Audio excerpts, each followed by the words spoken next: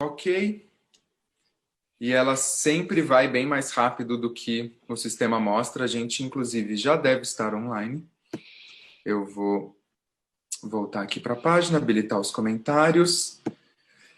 E que correria, não é mesmo? O Verdade. que é, o que é Meu uma live Deus. sem um pouco de correria?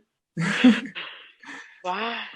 Para uma semana cheia, nada mais justo do que uma live cheia de correrias também. Boa noite, gente. Boa noite. Mais uma quarta-feira aqui, com um pouquinho de atraso, mas com convidadas muito especiais para conversar sobre coisas tão profundas e básicas e complexas e essenciais e que eu acho que tem muito a ver com não só com a não monogamia, né, com o estudo da não monogamia, mas com isso, com formação de redes, com os processos e a dificuldade e as coisas boas e as coisas complexas que existem em construir redes, né, e comunicar e fazer movimentos. Então eu estou muito feliz, é uma honra enorme ter vocês aqui. Se apresentem para as pessoas que estão chegando e É, depois a eu... gente entra no resto. Boa noite, pessoal. Eu sou a Roselita, uma das autoras e fundadoras do RLI, né? Nosso livro aqui, Relações Livres, né? Uma contribuição para este debate, né? E tem, assim, me sinto lisonjeada o fato de ser uma das fundadoras do movimento aqui no Rio Grande do Sul e depois para todo o Brasil, né? Sou feminista, funcionária pública, não sou gaúcha, né? Sou de Sergipe, né? Do interior. E trabalho com formação, sempre trabalhei com formação com movimentos sociais, sindicais, né? E hoje faço parte de uma organização de mulheres negras que debate a questão de direitos humanos, gênero, raça e etnia, né? E trabalhamos com quilombolas, então a vida é assim, é militância, né? E o RLI é também como a militância na minha vida. Eu acho que é isso a minha apresentação. Vai lá, Teca. Isso. Oi, meu nome é Teca Cúrio, sou gaúcha, coordenadora do RLI já há uns 2 anos, né, Lita? Não lembro. Trabalho na área de comunicação de uma campanha do PT, no momento. Ah, Sou feminista também, milito pelo PT há algum tempo, pelo RLI também há uns 5 anos já. E sou RLI já há uns 7 anos, tenho uma relação RLI já há uns 10 anos, tenho uma filha de 21 anos. E era isso, para iniciar. Maravilhosas. Ótimo início, ótima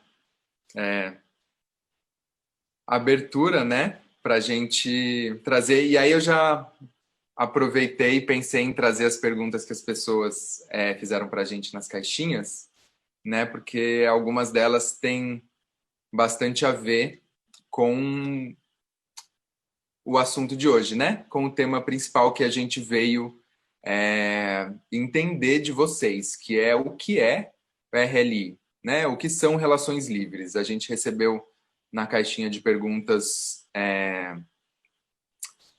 uma pergunta que eu acho bem básica, é um ótimo jeito de tentar entender, porque tem muito a ver com o imaginário das pessoas, né? Que é se existe diferença entre o amor livre e as relações livres, né? Porque o amor livre é um termo que já está muito no imaginário das pessoas, né? E eles são termos parecidos, então eu acho que é uma pergunta muito pertinente. Se vocês quiserem respondê-la e aí explicar o que é o RLI. Eu vou falar assim, o RLI ele não inclui relações fechadas com polifidelidade, né? E aí, assim, essa noção meio básica do amor livre, quando surgiu até o movimento, que hoje nós intitulamos como não monogamia no Brasil, né? O R. entra como uma categoria da não monogamia. E o amor livre, eu acho que ele vem lá do século 21, ou 21 não, 19, né? Aquela questão dos anarquistas, quando lutava contra as instituições, o Estado, que queria o controle das relações, né?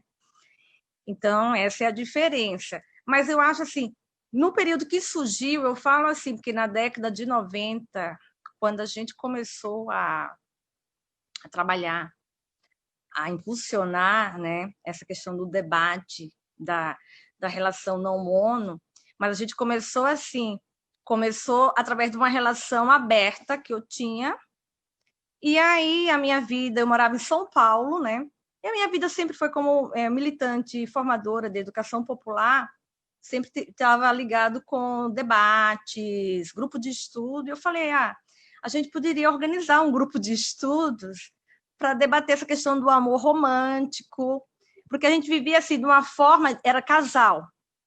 E daí, desse pequeno passo, foi que veio surgir o R. né? Foi assim, através de uma relação aberta, a gente entende a relação aberta como uma transição para a não monogamia, e aí veio para o coletivo. Como sou militante, feminista, então eu vejo assim, a questão da não monogamia ela tem que ser como uma luta política, né? É uma luta política contra a monogamia, uma crítica ao casamento, né? Ao casamento, e de estarmos fazendo esse debate, porque se eu for pegar, fazer uma luta da não monogamia como uma luta individual, eu vou cair no liberalismo, né? E como militante social, eu acho que não. A questão das relações livres, ela vem como uma luta social e política. Deu?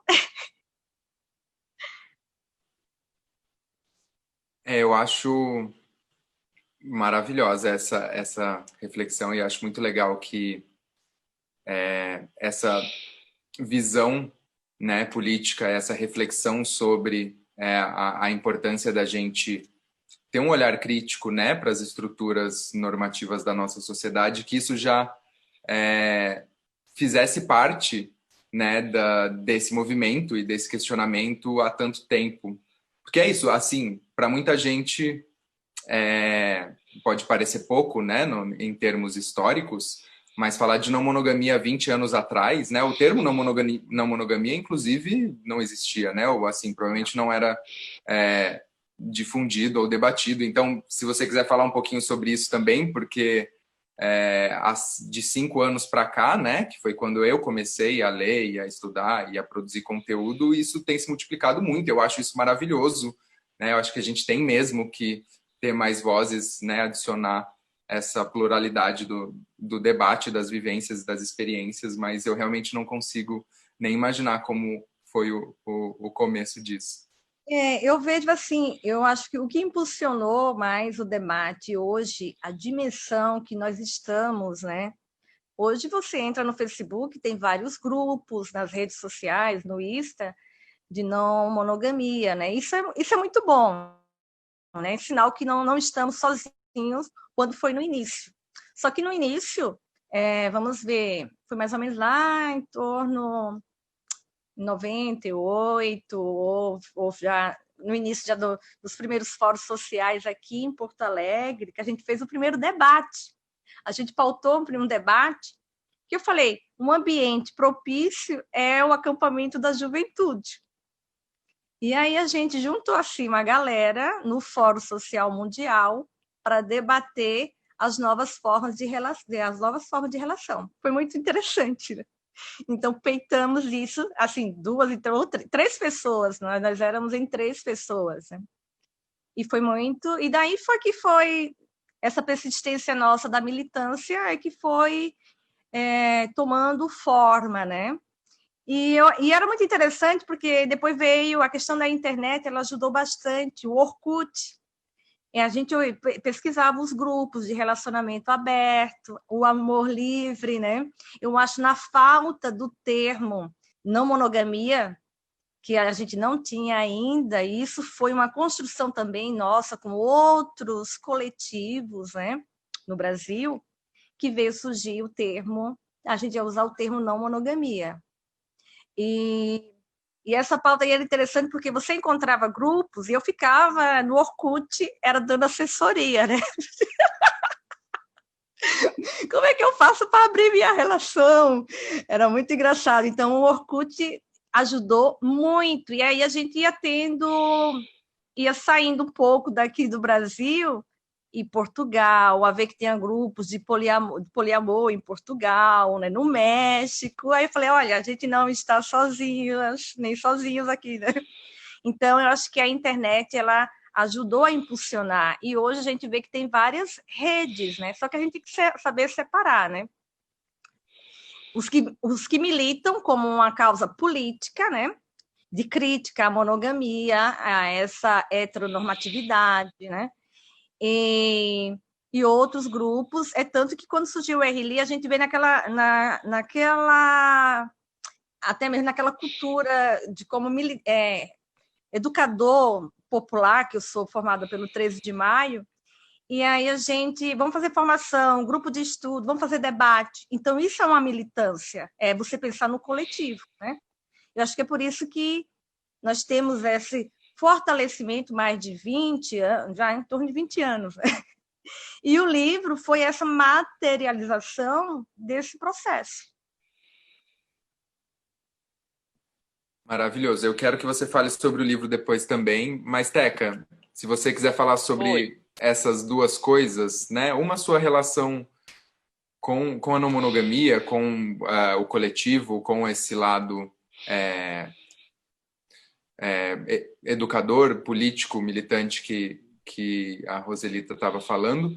E a outra, se você quiser falar também sobre a sua perspectiva desses formatos de relação, que né, as pessoas ficam muito presas e em dúvida nessas questões, que chegou, né? O que é amor livre, o que é relações livres, ou Sim. outra pessoa que falou também, eu não entendo bem a diferença entre relações livres e poliamor. O poliamor não é uma relação livre, né? Como é que funciona essa relação entre os conceitos? Uhum. Tá. Falar um pouquinho de mim, então. Eu conheci o coletivo há uns 7, 10, uns 10 anos, mais ou menos. Via internet, né? Procurei eles via internet, porque comecei a abrir relação e comecei a entrar em contato com eles. E a gente começou aqui, né, a ter esse contato e ter essa abertura e nos tornamos aos pouquinhos entrando no processo de abertura de relação RLI. Temos aí já uns 10 anos de relação RLI, eu e meu companheiro. Temos uma filha de 21 anos que também se identifica com RLI. Também foi leitora crítica do livro.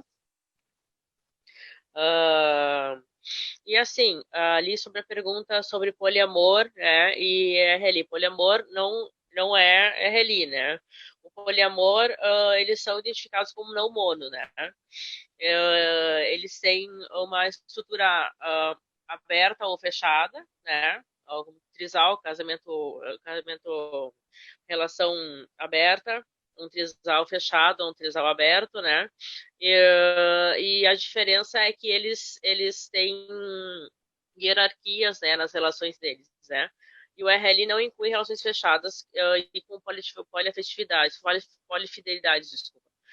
Então, a diferença é essa, né? Então, não tem muito a ver o poliamor com o RL, não. O RL, ele tem a sua individualidade, a sua liberdade maior, né, em relação às individualidades dos companheiros, dos parceiros, entende? A gente não se fecha em trisal, não se fecha em quadrisal, né? Temos relações múltiplas, né?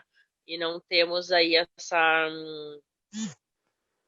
essa relação de polifidelidade.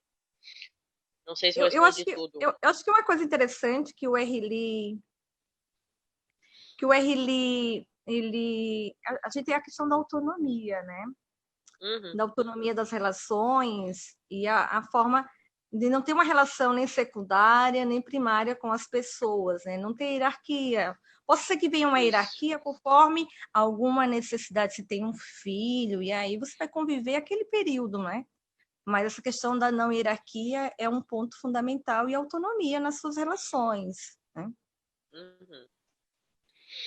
Com certeza, e eu acho que é muito valioso a gente voltar na questão da hierarquia daqui a pouquinho, mas eu só queria falar uma coisa que é um questionamento que tem surgido por várias pessoas e que eu queria saber se vocês concordam, porque é isso, é importante a gente entender o posicionamento político, né, os questionamentos políticos da não monogamia, a importância deles, e entender a transição das pessoas, né? Porque a Teca falou, eu comecei, cheguei nesse mundo abrindo uma relação. E aí já se debate muito, né, nos ambientes da não monogamia, que dentro de um espectro de não monogamia, falar em relação aberta praticamente nem é não monogamia, é super questionável. Eu acho, né, assim, falando no ponto de vista conceitual e político, é super questionável e válido a gente questionar e problematizar, né, o quanto uma relação aberta não é não monogamia, o quanto polifidelidade também não é não monogamia, é a expansão de um acordo monogâmico. Mas não quer dizer que as pessoas estejam erradas ou sejam malvadas ou que esse relacionamento é errado, né? Inclusive, é isso, a maioria das pessoas chega no debate de não monogamia através do relacionamento aberto. Então é importante a gente pontuar as problemáticas disso, né, as armadilhas que existem, mas se a gente também não conseguir dialogar com as pessoas, a gente não consegue, né, construir esse espaço, né? Eu acho que é importante pontuar isso. Sim. Até porque a Teca tinha falado, né, que você começou com um relacionamento que Sim, foi abrindo. relacionamento aberto, né? E sabe o que eu tenho notado, assim, uma certa apropriação da palavra não monogamia, entende? Nos últimos tempos, meio que entrou meio que numa... Não fazendo uma crítica, lógico, né? Como tu disse, as pessoas não são malvadas em nada, né? E não fazem por mal essa apropriação. Mas como se fosse a não monogamia se tornou não aquele guarda-chuva das especificidades, né? De todas as relações não monogâmicas, mas sim um termo como se fosse uma monogamia elástica, entende? Então, assim, as pessoas usam o termo hoje em dia de uma forma meio que banal, entende? Eu tenho sentido isso porque eu acompanho bastante os grupos de Facebook, principalmente, né? E de WhatsApp. E tem, por isso, sim, a importância que eu vejo, assim, no RLI, esse debate político, esse debate mais formador, porque a gente acaba fazendo essa reflexão, né, do quanto é importante, né, tu criar esses conceitos e criar esses termos de uma maneira correta, né? Com certeza, acho maravilhoso, acho que é muito importante realmente a gente debater, e aí é o que vocês falaram, inclusive um dos questionamentos que eu acho muito legais, né, do RLI, é justamente o questionamento da entidade casal, do conceito casal, né? Eu super acho que a gente, assim, pessoalmente falando, né, o conceito de trisal, né, é uma coisa que para mim eu falo, não, gente, não se apeguem a esse conceito, vamos desapegar dele, vamos esvaziar ele, a gente não quer ele, né? Enfim, porque ele vem carregado de uma série de coisas e de uma série de questões que são simbólicas, né, da nossa sociedade. Sim. Eu acho que tem essa coisa assim de as pessoas associarem também muito ao poliamor, né? A questão de estar muito na mente das pessoas hoje o poliamor, né? E, então as pessoas geralmente confundem um pouco o RLI com o poliamor por causa exatamente dessas confusões assim de acharem que é porque nós temos relações múltiplas nós vamos criar trisais e quadrisais também, entende? Então, há essa certa dificuldade das pessoas em compreenderem que não é bem assim, né? Que a gente tenta, não, nós rompemos esse conceito, né? De trisal e de quadrisal, né? Não é a nossa praia. Eu acho que é isso que chega a diferença eu vou, assim, colocar a minha experiência, né? Quando a gente começou, vamos ver, a organizar o RLI, no começo, né? Então, a minha relação era uma relação aberta, só que a gente estava vendo, experimentando, até chegar hoje. Por isso que é importante o relacionamento aberto, ele é uma transição, né? Para você que quer ser RL, é o primeiro passinho, é o primeiro passo para você romper com a monogamia. Então, ele é muito, tem que ser valorizado o casal que está querendo abrir a sua relação. Isso já é um primeiro passo para você romper, porque a gente não pode romper estruturas que foram dadas, né, para nós e assim, rasgar caminho, não é assim. Então, eu acho muito lindo de ver casais quando, vamos propor a nossa relação aberta e com o tempo vai, né, já aí ver outras formas não mono, né, de relação, ver qual é que... Mas eu acho muito interessante esse passinho do relacionamento aberto, ele é muito interessante. Eu acho que ele é fundamental nesse período de transição, né? E aí você vai ver que forma você vai se encaixar, né? Eu me vejo assim, quando eu falo RLI, é pela questão mais da autonomia, né? Uma coisa assim, quando eu vim morar aqui no Rio Grande do Sul, eu comprei meu apartamento, a minha família achava que eu ia morar com o meu companheiro, né? Eu falei, não, cada um em casas separadas. E era bem interessante porque eu tinha a chave da casa dele e ele tinha a chave do meu apartamento, mas jamais, quando ele queria vir aqui em casa, não tinha essa de chegar a qualquer hora, pegar de surpresa, né? Não tinha essa. Ele me ligava, assim como eu ligava também. Eu posso ir te visitar, né? E ele, sim, eu também pode, eu não pode, estou com alguém. Isso é que você tem, assim, gerar autonomia e não deixar que o outro... O que a gente vê nas relações monogâmicas são as relações de poder, né? Que perpassam. De querer o quê? O controle. Com quem você está, né? De ambas partes, né? E essa questão da autonomia, de falar, não vem para não causar constrangimento, nem pegar surpresa, não, estou com alguém aqui, não dá, né?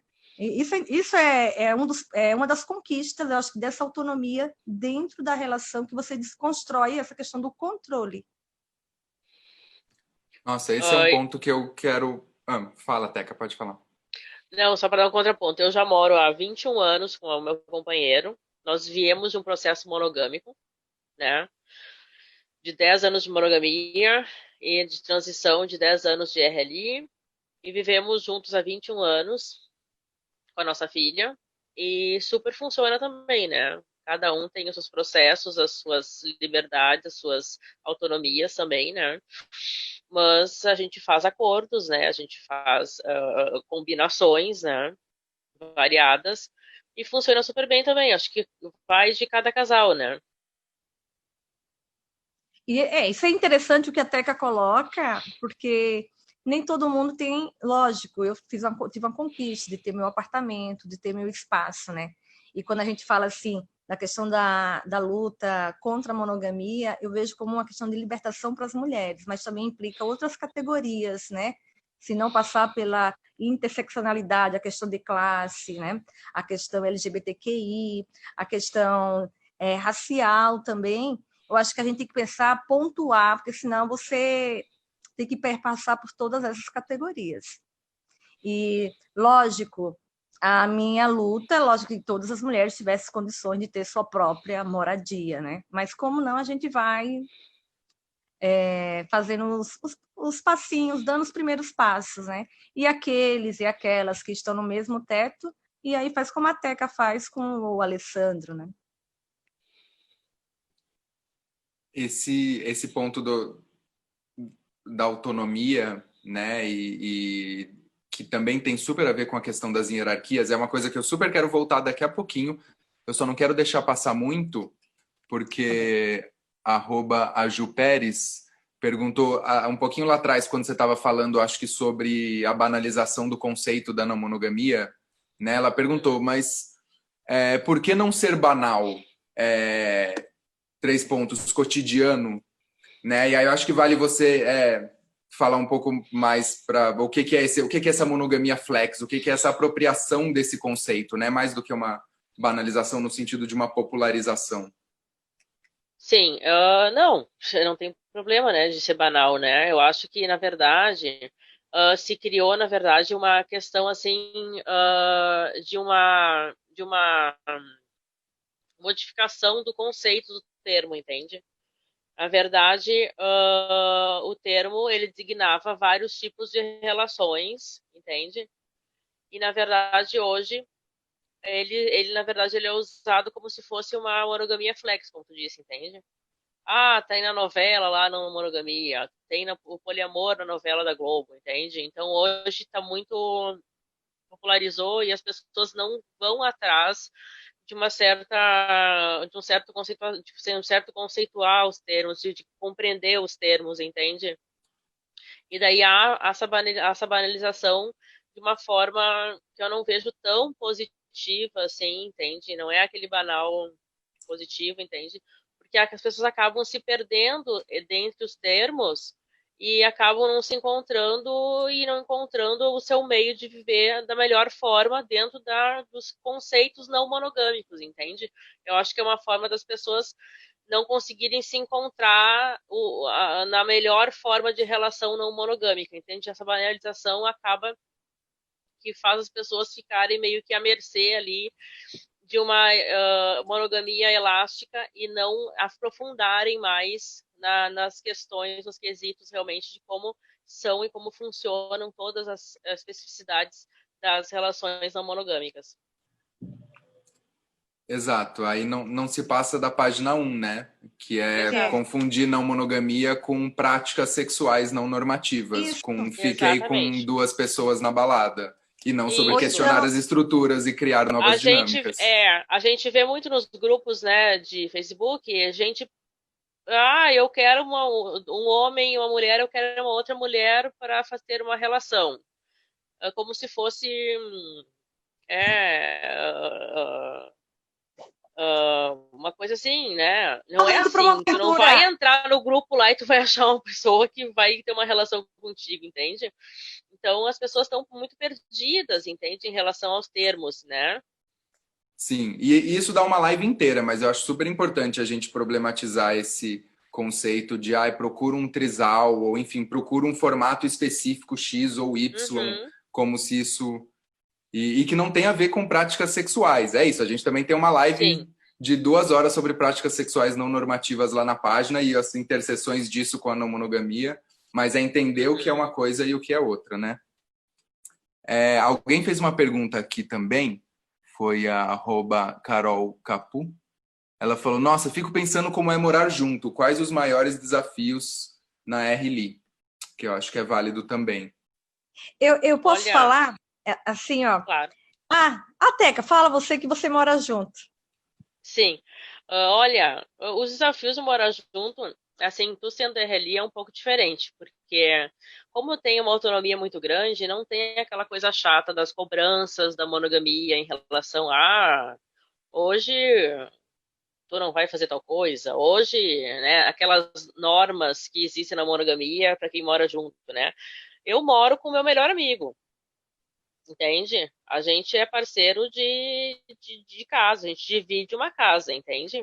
Divide contas, divide uma casa e a gente divide tarefas, a gente divide chatices, né, manias, como qualquer casal, né, mas sem aquelas normas, sem aquela rigidez monogâmica, entende? Eu moro com meu melhor amigo e eu divido a casa com meu melhor amigo. Assim, no dia a dia ele é meu amigo, ele não é meu companheiro, digamos assim. Na rotina, assim, da casa, de como tratar a casa, de como lidar com a casa, ele é meu melhor amigo. É mais ou menos isso, assim, que para mim, na minha experiência RLI, a gente lida e dá super, super certo, entende? Essa forma de ver, porque tu não personaliza daí uma crítica, tu não lavou a louça hoje de manhã, né? Então faça isso, não personaliza a crítica com uma coisa de casal como era na monogamia, né? É uma coisa que é o teu companheiro de casa, entende? É o teu a pessoa com a qual tu divide a casa, né, te pedindo para te fazer uma tarefa, né? E vice-versa. Então super funciona dessa forma. Eu acho que essa é uma. uma questão legal para puxar de volta o gancho da hierarquia. E, de novo, eu também, as pessoas perguntaram na caixinha, eu falei, gente, hierarquia dá para fazer não só uma, mas dá para fazer umas 10 lives debatendo as nuances desse conceito, a diferença entre hierarquia e prioridade, né? Porque é isso que a gente falou, se é muito difícil desconstruir as estruturas normativas da monogamia e do amor romântico, né? Se dar esse passo já é muito complicado, entender questão, né, de hierarquia e como isso se encaixa é uma outra complexidade, porque tem gente também que fala não houve não hierarquia e acha que a gente está falando de equalizar as relações, né, dividir o tempo exatamente igual ou dividir os sentimentos exatamente igual. Então é um debate que tem toda uma série de nuances, mas a hierarquia ela traz essa ilusão de um ganho, né, de você ser a pessoa número um na vida daquela pessoa, mas ela também traz toda a pressão, né, desse pedestal. É isso que você falou no exemplo, por exemplo, da louça, né, que de repente aquilo vira um negócio. Então, as dinâmicas de poder dentro das relações que a hierarquia traz, enfim, são muito, muito complexas. Se vocês quiserem falar sobre como vocês veem essa questão um pouquinho, eu sei que é muita coisa, mas...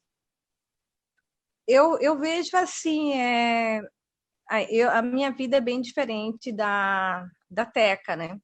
Eu moro sozinha e dentro das relações, como você constrói, né, para a gente não cair, né, nas armadilhas, porque estamos, né?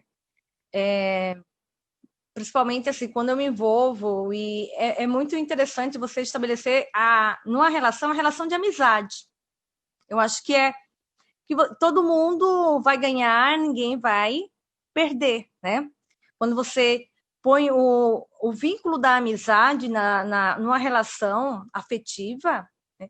Você ganha muito, né? Então, eu nunca, assim, quando eu estava com 3 ou 4 relações simultâneas, eu achava muito interessante porque cada pessoa era diferente e cada um ser diferente era interessante porque eu era muito feliz, né? Porque depois a gente cai nessa, tem que dentro da monogamia a gente cai, tem que achar a tampa a pessoa que seja a tampa da panela, que não existe isso, né? E aí você, assim, te completava, as pessoas, cada uma tinha uma coisa a completar dentro da relação. Isso era um ganho, nossa, era um ganho. E você não via, assim, esse... Não, cada um era diferente, o sentimento por cada pessoa brotava de uma riqueza que cada ser apresentava, né? Então, aí você não tinha a hierarquia, até mesmo tinha um que eu tinha relação com mais tempo. Chegava fim de ano, eu viajava, eu não queria passar Natal, Réveillon, não, eu queria estar com as minhas amigas, eu queria estar com as minhas amigas, queria conhecer outras pessoas, né? E ter outras relações, não me sentia assim, sentia nessa... É isso que eu digo, Polly, a questão da autonomia, eu vou viajar, só falava assim, tô indo para tal lugar, pronto, não precisava ficar ligando, dizendo, eu tô aqui, relatando, né? E aí isso é que você se sente plena, né? Sair e falar, só vou para tal lugar para saber que eu estou em tal lugar. E depois, desligava o celular, né? Só rapidinho, eu acho que é isso. A comparação com amizades, para mim, é sempre muito valiosa. Né? A gente entender que se você for viajar para tal lugar e você vê alguma coisa que você quer mandar uma mensagem para uma amiga e falar, olha, lembrei de você, olha que coisa incrível, você vai mandar, porque é espontâneo, porque é do seu desejo, e não porque existe um protocolo obrigatório de como Sim. aquilo deve acontecer. Mas E enfim, falar Teca. assim, a questão da obrigação, Exato. né? Ou a satisfação, né? Tem que dar satisfação. Não. Você faz aquilo que você gosta. Teca, se você quiser falar um pouco sobre a sua visão das questões da hierarquia, especialmente dividindo, né, coabitando com um Sim. parceiro e, né, tendo a criação de uma outra pessoa em responsabilidade, É. né, compartilhada, como é que é isso? Mas isso não é naturalmente uma hierarquia, né? Uma questão que as pessoas sempre têm. Até tinha uma das perguntas que era filhos, né? Talvez eu já respondo aí. Olha, a gente teve filho muito cedo, né? Nós começamos nossa relação muito cedo, tivemos filho muito cedo. E assim, nunca criamos nossa filha de maneira tradicional. Nunca. Então, assim, era uma turma de amigos dentro do apartamento, minha filha engatinhando no meio das pernas dos adultos, assim, das pessoas, entende? Foi uma maneira bem livre que ela foi criada. Então não tinha essa. Havia uma divisão de tarefas e uma divisão de ideias de como criá-la, né? Não tinha essa hierarquia de a mãe fala mais alto que o pai, ou o pai fala mais alto que a mãe, né? Então, assim, a criação dela foi bem dividida, né? Eu estudava na época à noite, ele ficava, né? Ele ficava com ela à noite para mim estudar, né? Ficava na creche de manhã para a gente trabalhar. Então, assim, era tudo muito divididinho, entende? Não tinha nada assim de tu super utilizar uma pessoa só, né? Fica só a mãe, né? Na criação da criança, geralmente é isso, né? A mãe fica super carregada, né? No nosso caso, não. No nosso caso sempre foi muito dividido, entende? E nunca teve essa hierarquia, sabe? De meio que luta de poderes, entende? Quem pode mais em relação à criação dela. Sempre foi uma criação muito livre. Tanto que hoje ela se diz RLI, ela se identifica com RLI, tem uma relação já há um ano e pouco. O rapaz mora aqui com a gente até, bem legal. É um queridão. E a gente, sim, então hoje somos em 4 aqui em casa e dividimos a casa, assim, de uma maneira, são 4 amigos morando numa casa. Não é eu e o Alessandro, somos só, né, é minha filha, é minha amiga, agora o namorado dela é meu amigo também, então coabitamos dessa forma, né? Então é muito bacana, não temos e nunca sentimos essa questão de hierarquia na nossa relação.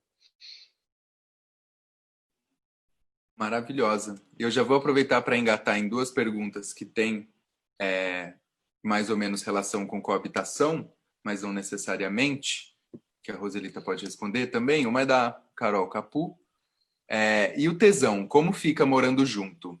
E aí ela põe, desculpa a pergunta, se não quiser responder, fique à vontade.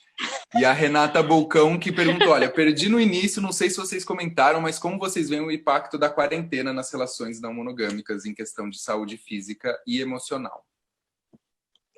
Que Eu tem a ver respondo com então tesão também, né? a do tesão, então, morando junto.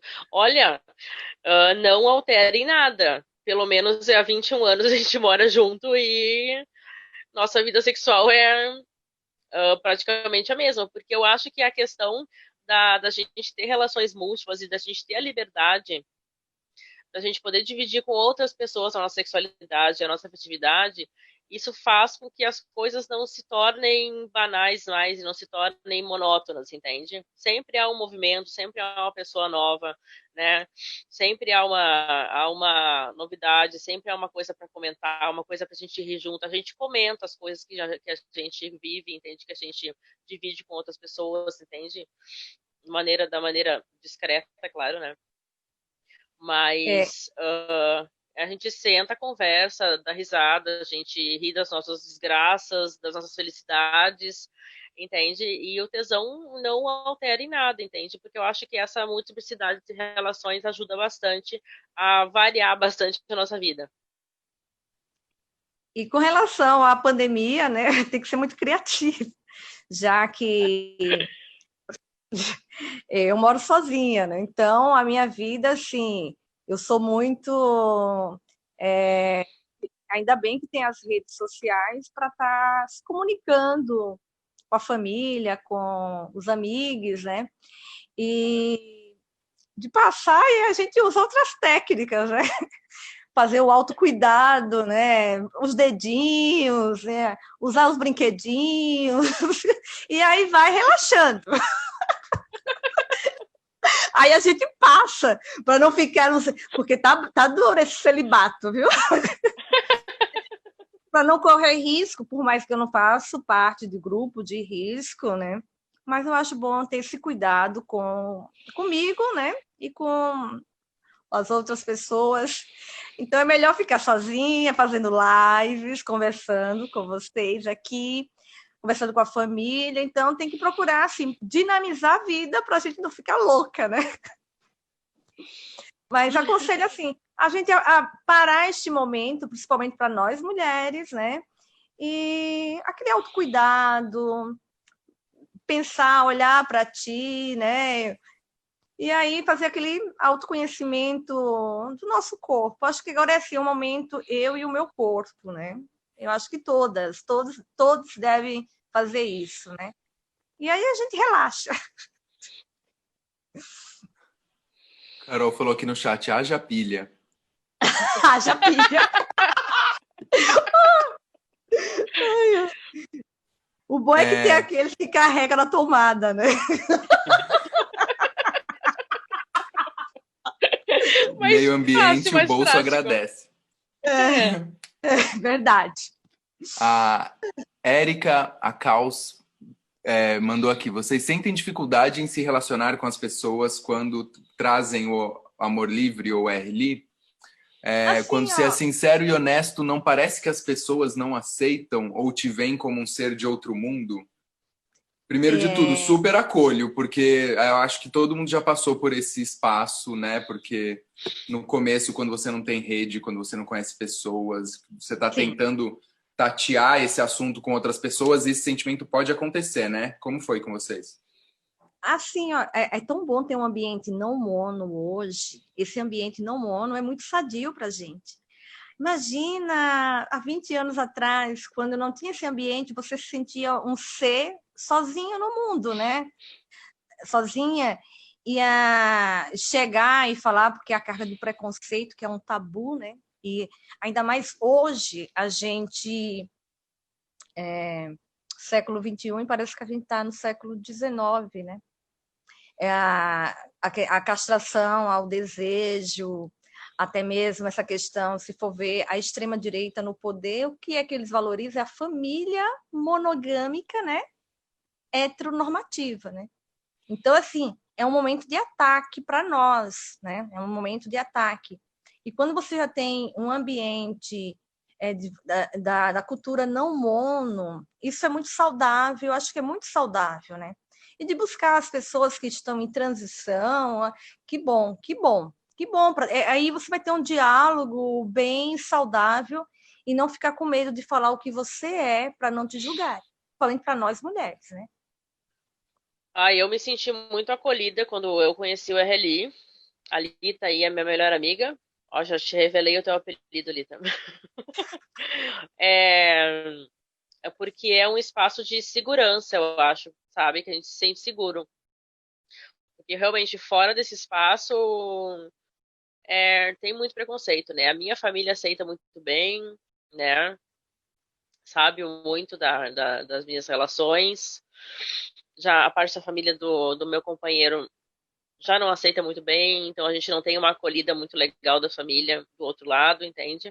Então sempre tem essas questões, assim, dentro do ambiente familiar até, né, que são bem complicadas. Ainda mais a gente que, como nós vivemos juntos, temos uma filha em comum, Compartilha, né? Compartilhamos, né? Compartilhamos. Ai, gente, eu fiz. Compartilhamos, então, de um ambiente familiar em comum, rola muito preconceito mesmo no ambiente familiar. Então, a minha família é super, né? Eu saí do armário numa live com a Mara Moira, eu sou pansexual. Minha mãe estava na live, não sabia, ficou super de boas. Então, assim, minha mãe é o máximo. A Roselita conhece minha mãe. Então... Não, e aí interessante, Polly, que deixa eu interromper um pouquinho. Aí ela falou, a minha mãe. Eu falei, mas a tua mãe não vai se surpreender com mais nada. Sua mãe é a pessoa maravilhosa, é a mãe que todo mundo queria ter. Então, assim, super de boas, assim. A Laura maravilhosa falou que as lives e os Zooms estão salvando a pandemia. Inclusive, gente, toda sexta-feira, 7 horas da noite, tem esse espaço. E aí a Letícia perguntou, e onde arranja essas pessoas? Bom, na pandemia é aqui, né? A gente se encontra no Zoom toda sexta-feira e compartilha. as alegrias, as mágoas, as As loucuras de pandemia, tristezas. mas tem sido muito bom e é um processo muito pessoal, assim, né? É lógico que quem está em grandes cidades, em grandes capitais, tem mais oportunidades de achar grupos no Facebook, de achar pessoas, de fazer encontros pessoais, né? É claro que, de novo, tem uma série de É. recortes, uma série de interseções que a gente tem que entender, mas aí cada pessoa vai achando, né? Enfim, pelo menos para mim, aqui na minha cidade mesmo, eu ainda não consegui fazer muitas coisas, né? Ainda mais agora com a pandemia. Mas online a gente vai se encontrando. O que eu vi, assim, a questão, assim, positiva da pandemia foi da gente estar usando esses recursos tecnológicos para aproximar todas, né, de todo o Brasil, né? Então, nós estamos com o quê? Grupo de estudo que você estava com o pessoal lá de Manaus, o Afetos Plurais, né, com a Rosa, e a gente já está montando agora. Sexta-feira vai ter um debate com os leitores do livro Relações Livres com alguns autores, né? Já temos outro grupo de estudo que vai sair, que nós vamos estar montando aqui de Porto Alegre. Então, isso assim, ó, eu acho que, infelizmente, a gente sabe muito bem como está caminhando a pandemia, né? Mas na parte positiva é que não estamos longe, porque a tecnologia está aproximando, a gente está fazendo grupo de debate, grupo de estudos, lives aqui, conversando com todas, né? E isso possibilitou, assim, está possibilitando e abrindo um canal que antes ficava muito distante.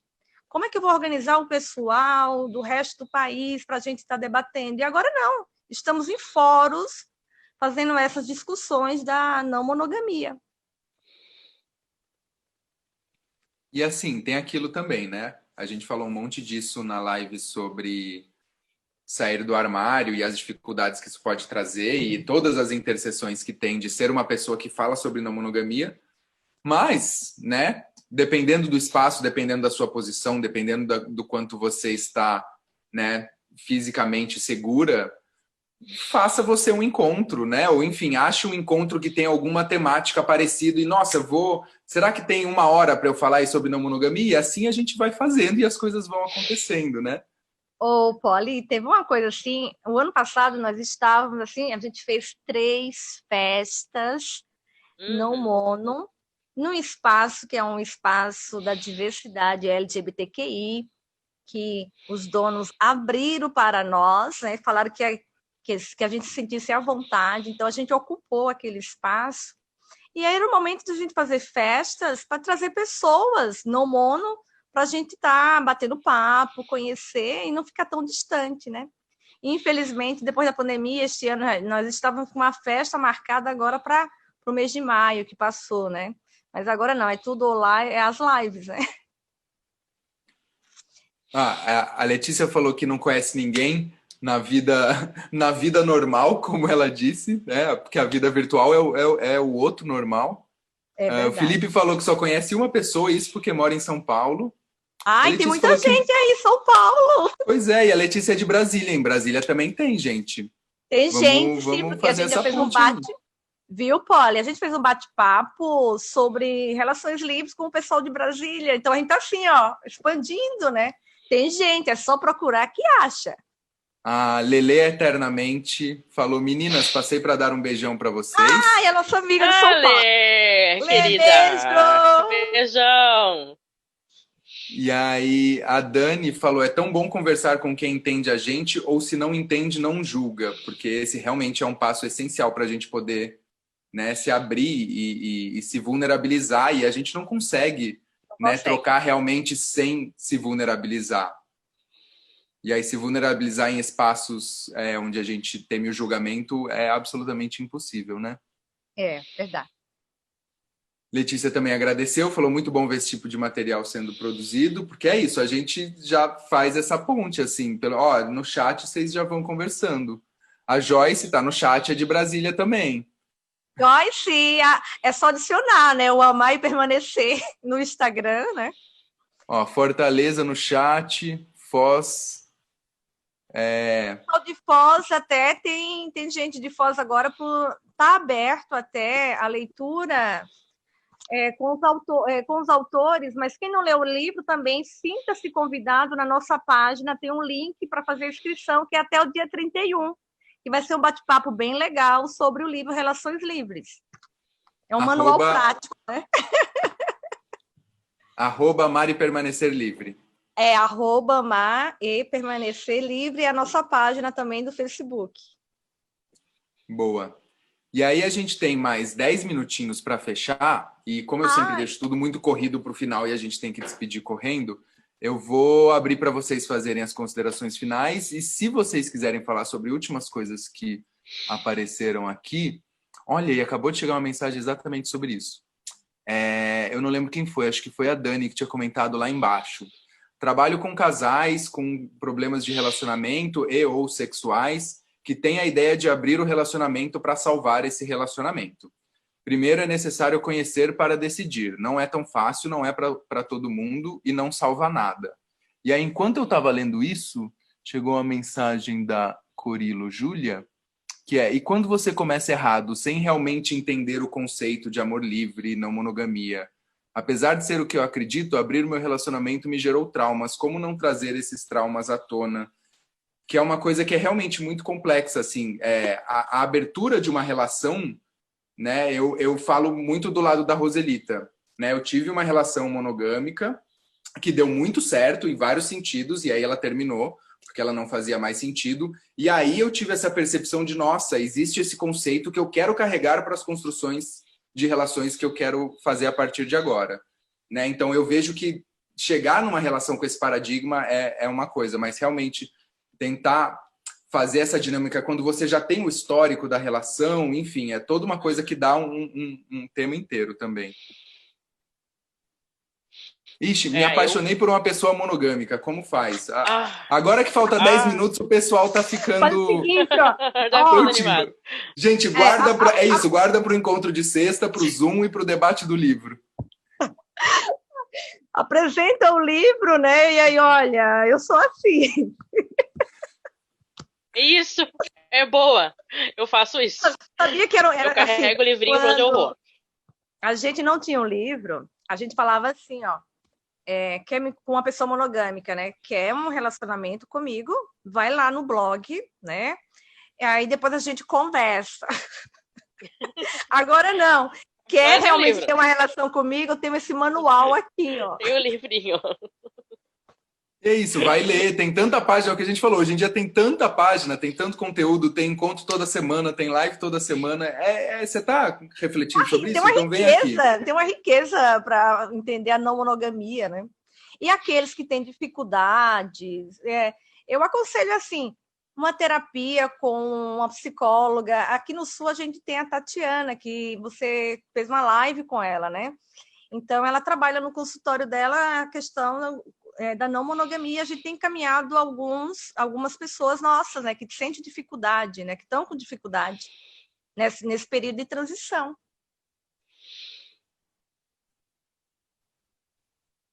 E é importante ter uma rede, nós temos uma rede de psicólogos, né, RLIS, né, para estar fazendo esse debate, para não cair aí nos psicólogos tradicionais e falar que isso é uma loucura, uma invenção da sua cabeça, uma utopia, né?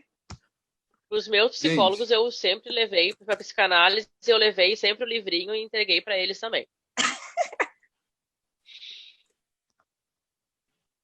É isso, né? Em teoria, as pessoas que trabalham com qualquer tipo de terapia deveriam ter uma abordagem de não julgamento, mas a gente sabe que pessoas são pessoas e elas estão dentro dessa sociedade, né, toda cagada que a gente tá. Então, realmente... Mas, calma, as pessoas estão aqui, tipo, inundando a gente no chat e pedindo pra gente abrir outra. Eu não sei se vocês estão com tempo, se vocês estão com fome. Não, a gente já comeu, já bebeu, já acabou o vinho. Estamos em casa, a gente pode dar um intervalo pro xixi, né? É isso, porque já vai cair daqui a 5 minutinhos, mas o pessoal mandou um monte de perguntas nos últimos minutos. Estamos abertas, né, Teca? Sim, por mim tá ótimo. Agora que tá ficando bom, risos. É porque agora abriu para as perguntas e é muito bom ouvir as pessoas, né? Então, estamos aqui para tirar as dúvidas. Então, gente, vamos fazer isso. É o tempo da gente fechar essa live, Tá bem? reprogramar o Zoom aqui, juntar ele de novo, Sim. alinhar com o Insta. Tempo de tomar uma água, fazer um xixi e a gente já recomeça aqui. Tá bom, então. Tá certo. Então, Ok. até daqui a pouco. Beijinhos. Voltem, pessoas, Beijos. continuem mandando mensagem, continuem fazendo as perguntas.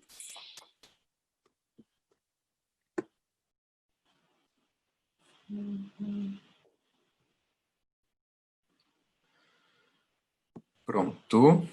A gente habilita os comentários novamente.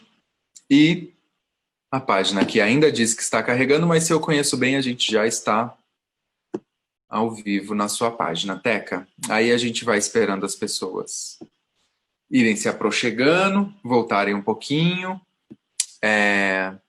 Tiveram vários assuntos que ficaram, né, meio no ar, nessa correria de finalizar e abrir uma outra live.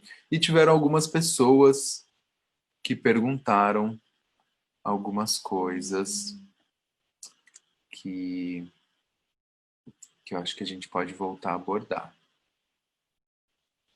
Bom, enquanto a galera vai chegando, eu acho que é muito legal a gente pode falar um pouco mais sobre hierarquia, né, que é um conceito complexo. A gente pode falar sobre essas questões que as pessoas trouxeram no final e que tem muito a ver com que a Roselita tinha falado no começo, né, também, que tem a ver com acesso a muitas coisas e muitas pessoas e muitas informações, mas como saber separar, né? Que tem um pouco a ver com o que você falou também desse termo. Que ótimo que a gente está popularizando, que ótimo que esse debate está chegando nas pessoas, mas o quanto precisa saber, né? Entender da onde partem os discursos e como saber se as pessoas realmente, digamos, né? Estão buscando aquilo que elas falam, né? Não é nem fazer aquilo que elas falam, porque eu acho que num ponto de vista, né, teórico, assim, filosófico, uma não monogamia pura, né, não tem como existir nessa nossa sociedade capitalista, consumista, individualista, monogâmica, cis, heteronormativa, né? Então, assim, o quanto as pessoas estão realmente dispostas, estão realmente se colocando nesse processo que elas falam, né, de se entender e de entender as suas relações. Então, bom, começando devagarzinho por esse canto, né, que as pessoas tinham falado de como abrir uma relação. Já tentei abrir e deu errado e foi sofrido e eu carreguei coisas. Teve uma pessoa aqui que perguntou também como que eu faço. Raíssa perguntou como eu faço meu namorado aceitar o relacionamento aberto, que é em si só uma pergunta já pegadinha, né? Mas enfim. Olha, não tem uma fórmula, né? Eu acho que é muita conversa, muito diálogo, muito debate, né? Aqui, pelo menos da minha experiência, que eu vim de uma relação monogâmica, que existiram traumas, sim. Então, eu tenho um histórico, né? Pelo qual nós lidamos, né? Mas lidamos muito bem hoje com isso, né? Zeramos tudo. Antes de nós assentarmos a relação RL, a gente zerou tudo. Mas foram muitos e muitos meses e muitos anos de muito diálogo e muita conversa, de muito debate, muita compreensão um pelo outro, né? Muito escutar um outro. Eu acho que tu tem que falar o que tu sente mesmo. Não Micro pode deixar. parênteses. Só para avisar Ok. a Raíssa, porque eu acabei de ver que ela acabou de entrar na sala. Oi, Raíssa, estamos falando sobre a pergunta que você trouxe, sobre como fazer o meu namorado aceitar, né? Que na verdade é como debater, muito mais do que fazer a pessoa aceitar alguma coisa previamente imaginada, né? Perdão, desculpa pelo Isso. corte. Capaz. Então, assim, é muita conversa, muito debate, muita compreensão, muita. Tu tem que ser muito honesta, nas coisas que tu sente, entende? Nas tuas atividades, né? Nas tuas emoções. Não pode ter medo do que falar e de como falar, tem que falar mesmo. Eu acho que a honestidade é o ponto principal, né? De um início, de uma abertura. Porque as pessoas têm que falar e têm que botar, se tiver que botar, lavar a roupa suja mesmo, fazer um termo meio chulo, tem que lavar mesmo, tem que zerar os problemas, né? Antes de tudo e começar do zero. Eu acho que é por aí.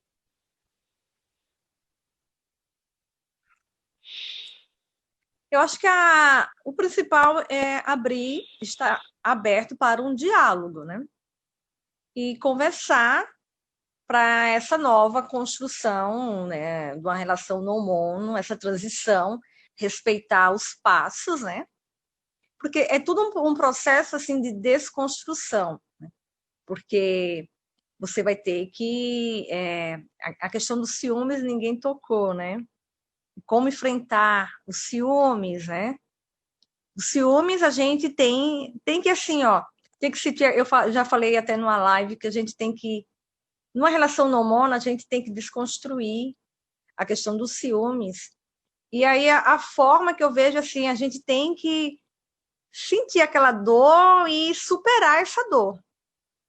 E quando a gente supera essa dor, eu falo por mim. Quando supera essa dor, é tão, nossa, é tão libertador de você ver que o outro ou a outra está bem, em uma relação que você não vai ter perda.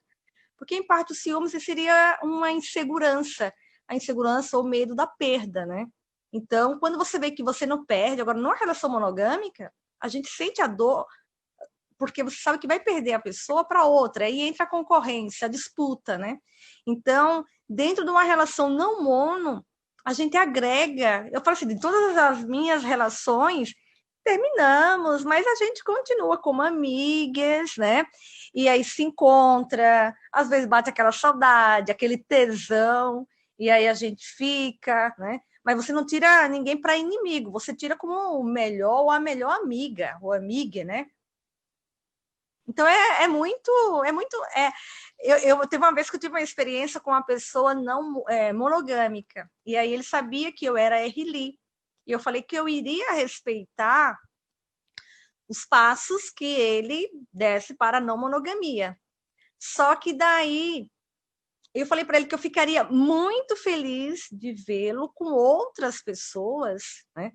Que eu ficaria muito feliz, porque meu medo era de perdê-lo. Eu falei assim, eu sei que eu vou perder para a monogamia. Chegar alguém com todo o pacote, você vai se atirar. E foi dito e certo.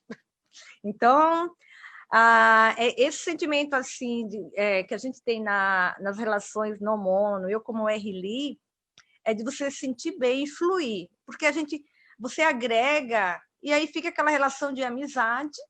Até mesmo eu tenho uma relação de 15 anos, e a gente, assim, ele está morando em Brasília, e quando a gente se encontra, a gente fica e o tesão continua, né? E isso é muito legal, porque é aquela saudade. E aí ele vai para lá e eu aqui, eu não vou ficar morrendo, porque ele está lá e eu aqui, né? Tenho outras pessoas aqui perto também.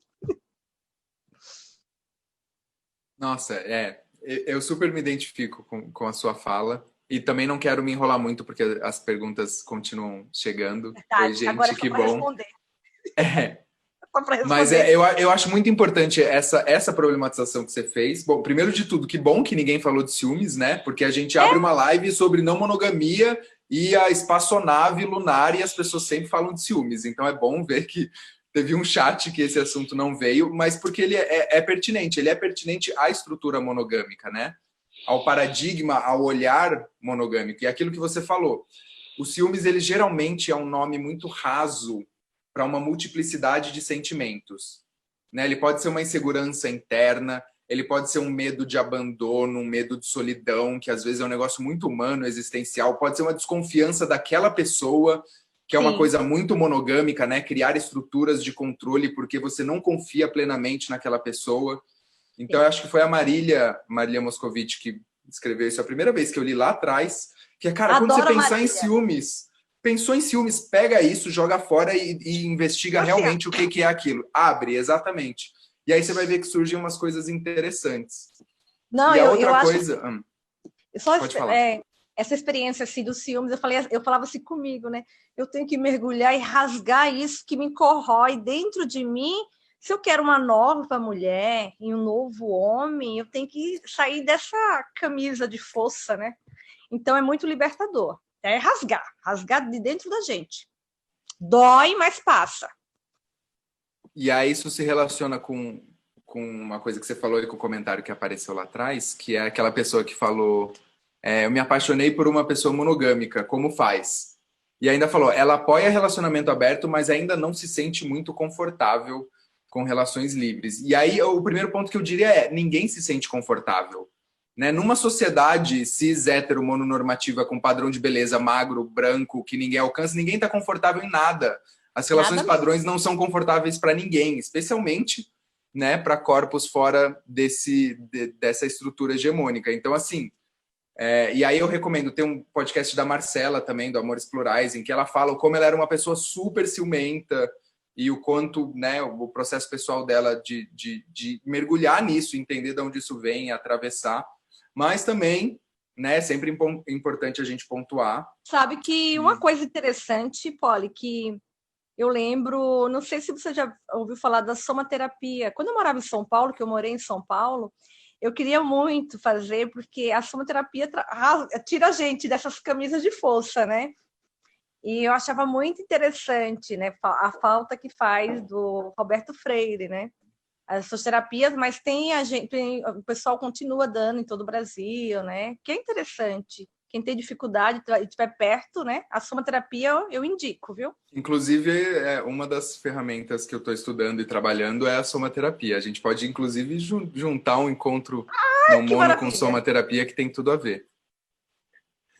Mas é isso. O quanto é importante pontuar também, né, os recortes, é aquilo que você estava falando, né? Entender os recortes das pessoas. E aí o recorte da masculinidade tóxica dentro dos relacionamentos, o paradigma, né, dessa masculinidade tóxica transferido para uma visão errada da não monogamia, né, que na verdade é um paradigma monogâmico dos ciúmes e da posse, né, pode levar as pessoas você não estava aqui quando a gente começou, aquilo que você falou no começo, de saber separar as coisas, saber entender o que está por trás do discurso das pessoas, e a gente já falou isso muito em outras lives também, né, o quanto tem o discurso do esquerdomacho desconstruidão, de não, mas você não pode me cobrar ciúmes, você não pode, né, você não é a pessoa não monogâmica, quem é você para fazer isso? Então eu acho que é sempre importante a gente, né, lembrar que tudo são etapas, tudo são processos. Isso a gente está falando, né, de um processo com pessoas que estão não na mesma vibe, porque ninguém nunca está na mesma, mas que estão com a mesma disposição para se olhar e para perceberem essas construções dentro de si. Eu vou correr para as perguntas aqui, porque a gente falou um monte. Deixa a gente aqui, só a gente. Carol falou, vivi 20 anos uma relação monogâmica. Propus que abríssemos. Ele aceitou durante somente um ano e terminamos, pois ele disse que não fazia sentido para ele e que havia topado somente para não me perder. Não era dele, acredito que foi um limite para ele. O que vocês pensam sobre esse limite? Quer responder, Nossa, Teca? Antes de responder, Pode ser. a Dani já fez um adendo aqui que eu não sei o que vocês acham, que ela falou, quem é monogâmico não se permite assim. E aí já entra também uma outra problematização, que é se existem pessoas monogâmicas e não monogâmicas, né? Que eu já acho que é importante a gente desessencializar esse discurso, né? Senão a gente cai num discurso quase biologizante de uma genética monogâmica e uma genética não monogâmica. Tem uns que nascem e outros não. Não, é uma construção, né? Eu entendo. Vai, Teca, pode falar? Sim. Eu acho que, claro, né, a questão de... Eu acho que cada um tem os seus limites, né, e eu acho que nem todo mundo vai conseguir se encaixar dentro de uma relação não monogâmica. Eu acho que é tudo um processo de desconstrução que é muito lento, que tu tem que ter uma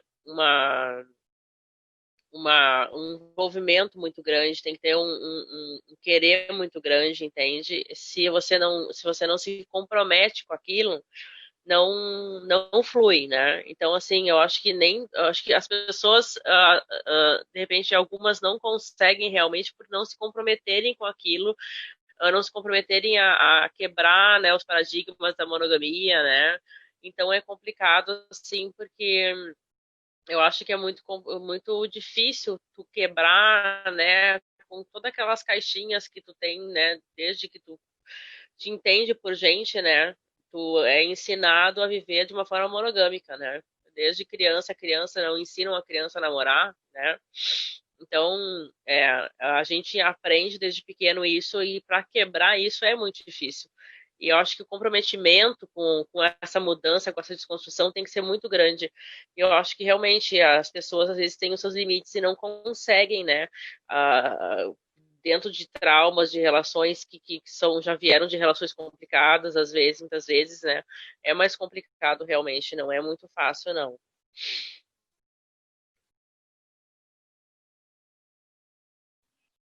Eu acho que esse é um olhar importante, né, para a gente ter, para entender que são construções e que dependendo das construções das pessoas, para ela pode fazer mais sentido ou não aquela experiência, né? Enfim, e aí a gente não. E também nem faz sentido, eu acho, encontrar se essa é uma razão verdadeira e pura ou se essa é uma razão, né, social. É importante a gente entender onde as pressões sociais levam a gente a ultrapassar os limites que a gente não quer, né? Mas também a gente entrar numa pira do que é essencialmente eu é aquilo. Eu acho que não existe muito.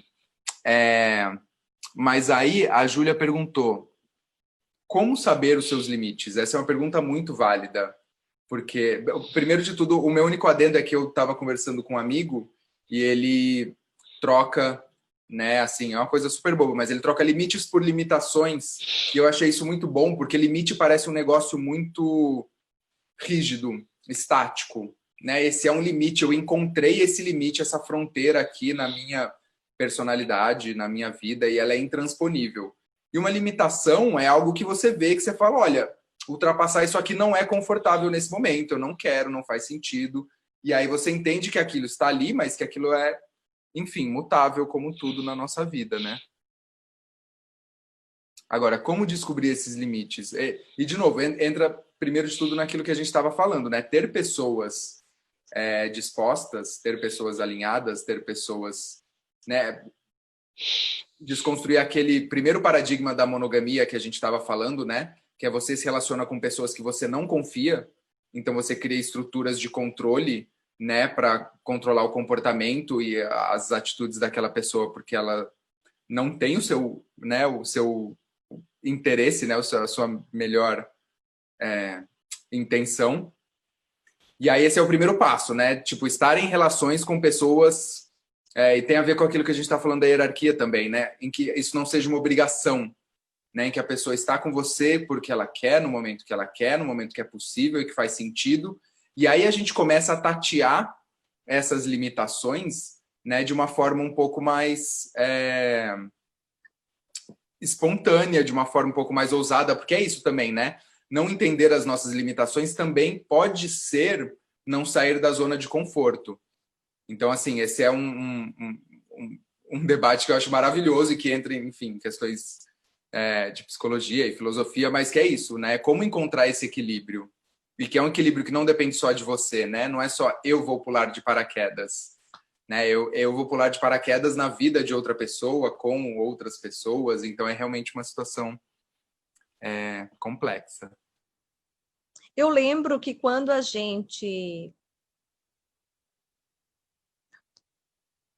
o Erli, a gente resolveu ficar publicizado com a imprensa, né? Foi muito interessante a reação das pessoas que vieram nos procurar, né? E assim, os relatos eu achei que eu era louco ou louca, eu achei que eu estava numa caverna sozinho ou sozinha, né? Então, assim, a gente ajudou muitas pessoas a se identificarem, a sair um pouco, né? Porque às vezes você fica se perguntando, aí entra essa questão das limitações, né? Será que sou eu que penso assim? E aí, quando você vê, tem um mundaréu de gente que pensa igual, que está no caminho e que te ajuda. É por isso que uma coisa fundamental que a gente vê no RLI, com as ações que nós fazemos como grupo de estudo, reuniões, né? GTs, são vários GTs que a gente organiza, é forma de estar junto e juntas para você não se sentir sozinho e sozinha, e aí até mesmo um desabafo, né? O que eu faço? E aí você tem outras pessoas para te ouvir e outras experiências também. Isso é muito importante. O grupo é muito importante, o coletivo é muito importante. Que daí você não pode cair naquela, eu acho que eu sou louca, né? Só eu que penso assim, né? Então é interessante você, cada um, procurar grupos que seja fortalecido. Aqui a gente tem vários grupos, né, de não monogamia, tem um RLI, e as pessoas vêm, a gente conversa, bate papo, né? E é bem interessante porque aí você cria um vínculo com essas pessoas, e aí como se fosse até uma terapia de grupo, né? Fica uma terapia de grupo, né, Teca? Eu me senti super acolhida quando eu comecei a entrar em contato com a Reli, de uma forma, assim, muito, muito, que eu nunca imaginei que eu ia ser, assim, tão bem recebida e tão bem compreendida. Então, é super importante vocês procurarem grupos de não monogamia, entende? Porque são ambientes seguros para vocês se abrirem, para vocês trocarem experiências, né? Ambientes onde não há julgamento nenhum. Então, é super importante ter um espaço seguro para trocar ideias e trocar experiências. E é por isso que eu falo assim, eu vejo assim, a não monogamia, né, como uma luta, e aí eu cito muito a Marília, né, ela fez um artigo falando, se a monogamia, se você pautar poliamor individual, isso aí é liberalismo. Então, a gente pauta como uma pauta política, de transformação.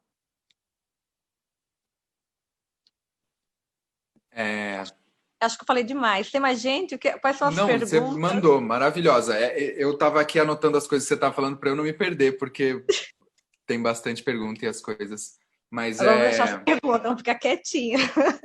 Agora já estou numa kombucha, né? Já trocou.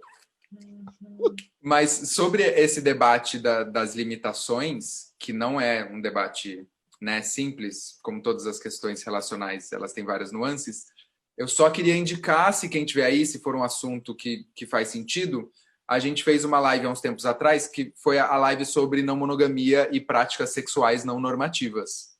Né? Não monogamia, suruba e menage. E lá esse foi um debate que a gente abordou muito, porque é isso, o BDSM também trata disso, né? Quando você está em uma prática que está testando limites, você tem que ter acordos de contenção, você tem que ter formas de comunicar. Enfim, é um meio termo entre o combinado não sai caro e saber que as coisas imprevistas acontecem e que a gente ter fluidez para transitar entre elas é importante também, mas que eu não vou conseguir entrar em tudo isso agora. Tem 2 horas de live lá. O Vini tinha perguntado lá atrás sobre o livro, na live passada ainda. Ele perguntou se vocês abordam diálogos ou experiências de pessoas LGBTQIA+, no livro RLI. Pode falar, Teca. Acho que como autora, acho que fala melhor ali, tá? O livro a gente coloca assim a experiência, como foi o primeiro, né? E a gente agora tem um GT LGBTQI, estamos debatendo debatendo e tentar produzir com textos voltados às relações livres e o LGBTQI, né? E como o livro foi mais assim a experiência nossa, né? A experiência das pessoas que estavam ali, né? E agora o que a gente está esperando para organizar, quem sabe, uma segunda edição, e os GTs estão se preparando, né? Mas nós temos pessoas LGBTQI que estão contribuindo, né? Então, o primeiro prato é um manual, né? Um manual para as relações. E tem algumas citações de experiência, de como não ter uma relação abusiva, não mono, né? As formas de relação. Então, o livro, ele é como se fosse um manual de introdução, tá? De introdução, aquelas dúvidas que você tem. Eu quero ser uma pessoa, como é que eu faço para a transição, né? Então, ele vai te ajudar. Eu vejo ele assim como um manual. Agora a gente vai entrar mais nas temáticas, que é a Teca, até tá para fazer uma live com. Eu já fiz uma live com o Francis, né? E ele é gay, ele é RLI, né? Professor universitário, e a gente fez essa discussão, né? E onde ele vai, então a gente tem ele como ele é o nosso porta-voz LGBTQI, que é o Francis, que é psicólogo. E quem sabe agora a gente vai produzir material já voltado para a comunidade LGBTQI, vindo de uma pessoa LGBTQI. Quando a gente começou, a gente levou a discussão, né? Mas a gente sentia muita resistência do pessoal LGBTQI há muito tempo, né? Atrás, início de 2008. Hoje não, a gente já vê uma abertura, tá bem legal, assim, o debate chegando, né? Foi até lançado a não monogamia e LGBTQI do coletivo, não sei se é de São Paulo ou é do Rio, né? Então, tá interessante o debate, isso é muito bom. Isso só fortalece mais ainda a luta, né? Sim, com certeza. Tem até, eu acho que o arroba é arroba não mono LGBT. LGBTQ, O pessoal lançou um livro. O livro deixa eu até, o livro é não monogamia LGBT+. Isso. E o arroba é arroba não mono LGBT, um livro muito, muito legal também. E o debate do encontro de vocês é nessa sexta-feira, certo? 31 de julho, às 8 horas, lá no arroba Mari Permanecer Livre. Está aberto para todos, né? Quem quiser participar, entre em contato ali pelo link, que aí a gente passa depois qual é o link da transmissão. É bem introdutório. Então, o livro, ele fica assim, ele é bem introdutório, eu vejo assim, é um manual prático das relações livres, né? Porque a gente organizou ele a partir de todas as dúvidas e todas as pessoas que passaram pela gente. Sabe as perguntas, né? Então, e os ciúmes, né? Como é que é? Então, aí vem todas as experiências, né? Não, com certeza. E eu acho muito... É isso. Se não tivéssemos esse movimento, né, lá nos anos 90, quem sabe onde a gente estaria, para quais caminhos teria tomado o debate da não monogamia aqui no nosso país. Pois é. Né? Porque... Foi muito interessante, viu? Só para se contextualizar. A gente fez o primeiro debate não mono, a gente colocou assim como culturas não monogâmicas, culturas não monogâmicas. A gente chamou o pessoal do Rio, São Paulo, e a galera veio para cá e a gente fez um debate nacional. Depois a gente fez já um segundo encontro não mono nacional no Rio de Janeiro.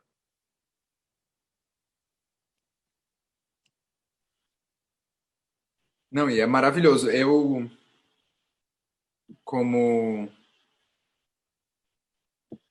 tenho o privilégio de ter estudado inglês e conseguir ler em inglês, né? Eu, no começo, consumia bastante conteúdo de não monogamia de fora, né? Porque também não tinha tanto quanto tem hoje. Sim. E eu percebo isso, o quanto o nosso debate aqui, né, no Brasil, e se esquiva muito, né, de muitas coisas, de muitas armadilhas que eu vejo na maioria. Tem produções muito boas sobre não monogamia e suas interseções, né, lá fora. Mas especialmente os estadunidenses ainda têm aquilo que você está falando, uma visão muito individualista, muito liberal, muito casal, e eu acho que é ótimo. E não sei o quanto isso é influência de vocês, mas eu agradeço todas as pessoas que vieram antes da gente por já pegar esse debate nesse momento. E o Vinícius falou, valeu a resposta. E aí ele falou, as reproduções de relacionamento hegemônico é uma problemática na comunidade LGBTQIA+, que realmente é uma coisa que a gente tem debatido em outros espaços, que é o assimilacionismo, né? O quanto a monogamia é uma moeda de troca para corpos não hegemônicos. Bastante. E eu lembro que, nossa, foi debates, e aí falava, isso não é pra gente, falava assim, né? Isso com amigos que era RLs, né? Gays, que falou, na comunidade eles estão falando isso, né? A Cacá comentou aqui lá atrás, quando a gente estava falando sobre parceiros e como aceitar e como trazer esse debate, ela falou que algumas pessoas estão dispostas e outras não. Achei que eu estava, mas estou quase desistindo porque está doendo. E aí ela falou que eu acho que era sobre uma hora que eu estava comentando lá atrás sobre comportamentos machistas dentro da não monogamia, que ela falou, a pessoa com quem a gente... Não, a pessoa está com a gente quando ela quer e quando a gente quer, ela pode estar com outra. É complicado isso para mim. A autossuficiência seria a solução, mas na teoria é mais fácil. E aí, eu não sei se foi nesse momento, mas eu lembrei desse momento porque eu acho que é importante a gente pautar de novo, né? Que quando a gente fala de não monogamia, né? Quando eu uso o termo não monogamia e quando a gente fala de RLI especificamente, a gente não está falando de liberdade irrestrita, né? A autonomia é diferente de fazer o que você quiser e não ter responsabilidade com ninguém. É isso mesmo. Principalmente a responsabilidade afetiva, né? Que é um termo muito complexo, que também dá um monte de lives, né? A Verdade. nossa autorresponsabilidade, responsabilidade com as outras pessoas, os espaços e as limitações delas, que às vezes nem elas sabem. Responsabilidade afetiva é um tema maravilhosamente complexo, necessário da gente debater justamente por isso. E outra coisa que tem sido comentada que eu acho que é muito legal é o conceito da frequência afetiva, né? Que é as pessoas entender, poxa, tem gente que precisa mandar mensagem todo dia, tem gente que se sente bem com isso, e tem gente para quem isso não faz sentido, né? E aí entender, alguém tinha falado lá atrás também, não lembro se foi a Dani, que abriu a relação e o parceiro tentou e viu que né, não fazia sentido, que não era para ele. Então eu acho que na não monogamia é isso, a única diferença é que tá tudo na mesa, né? Não é só esse relacionamento funciona ou não funciona, é o que desse acordo que você está ok, o que para você te faz mal, o que para você é neutro, mas a gente pode conversar sobre uma outra ótica. E aí a frequência afetiva eu acho que é um negócio que vem muito junto com a responsabilidade afetiva, né? Da gente entender as outras pessoas e os atravessamentos delas. Eu vejo assim, ó, o que é legal, eu colocando assim da minha experiência, né, dessa frequência afetiva, se não está perto, mas só o fato, e aí você está bem, não é controle, né? Dá um oi, ou então, isso aí já te anima, não vai, né? A pessoa vai só pensar, eu vou encontrar. Não mesmo. Eu tive uma relação não mono, RLI, por 15 anos. 15 anos a gente teve uma relação, os dois RLIs, né, os fundadores, né? A gente teve uma relação e era bem... E às vezes eu viajava e eu não queria. Se eu quisesse mandar um oi, falar estava tudo bem, eu estou bem, estou feliz, pronto. Senão, tudo... Mas sempre tem... E tinha projetos, a gente estava com projetos montados, e até hoje a gente terminou, mas a gente continua amigos e tocando projetos. Eu acho que essa visão é maravilhosa e tem tudo a ver com o que a Dani mandou aqui agora, que tem que ter compatibilidade, tanto em relações mono como não mono. Porque é isso também, né? E uma coisa que pelo menos a mim tem surgido é o entendimento disso, né? De que términos não são fins, né? Desacelerações de relações não são términos, né? Questionar aquela lógica, que é uma lógica que espelha a lógica capitalista, né, do crescimento do PIB infinito, né, o crescimento da nossa interação tem que ser infinito e a nossa afinidade infinita e a gente manda sempre mais mensagem e transa sempre mais e se transar menos está errado, por que está esfriando a relação? Então eu acho que abre a gente a entender muito mais essa fluidez, né, e aceitar que às vezes não tem compatibilidade nesse momento nessa relação.